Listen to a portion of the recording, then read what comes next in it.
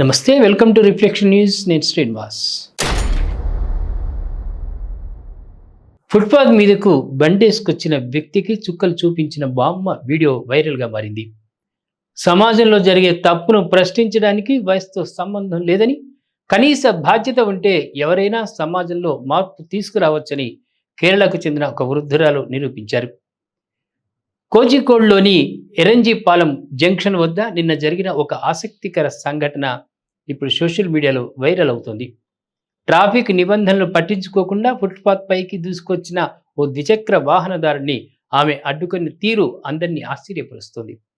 అసలేం జరిగిందంటే, కోజికోడ్ నగరంలోని అత్యంత రద్దీగా ఉండే ఎరంజిపాలెం జంక్షన్ వద్ద ట్రాఫిక్ నిలిచిపోయింది. బస్సులు, ఇతర వాహనాలన్నీ సిగ్నల్ పడటంతో వేచి ఉన్నాయి.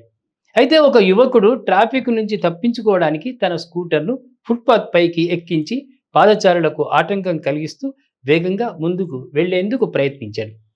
అదే సమయంలో అక్కడ నడుచుకుంటూ వెళ్తున్న సుమారు 60 ఏళ్ల వృద్ధురాలు అతన్ని గమనించింది. వెంటనే అతనికి ఎదురుగా వెళ్లి నిల్చుంది. సదరు వాహనదారుడు ఆమెను పక్కకు తప్పుకోమని కోరినా ఆమె మాత్రం అక్కడి నుంచి కదలలేదు. అతను పక్క నుంచి తప్పించుకోవాలని చూసినా ఆమె తన కాళ్ళు అడ్డు పెట్టి మరీ అతన్ని నిలువరించింది. అంతటితో ఆగకుండా తన బ్యాగులో ఉన్న స్మార్ట్ ఫోన్లు తీసి ఆ స్కూటర్ నెంబర్ ప్లేట్ను ఫోటో తీయడం మొదలుపెట్టింది.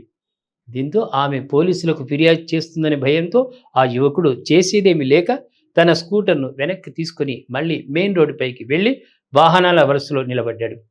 ఈ సంఘటనను అక్కడే ఉన్న ఒక వ్యక్తి వీడియో తీసి సోషల్ మీడియాలో పోస్టు చేయగా అది కాస్త క్షణాల్లో వైరల్ అయింది.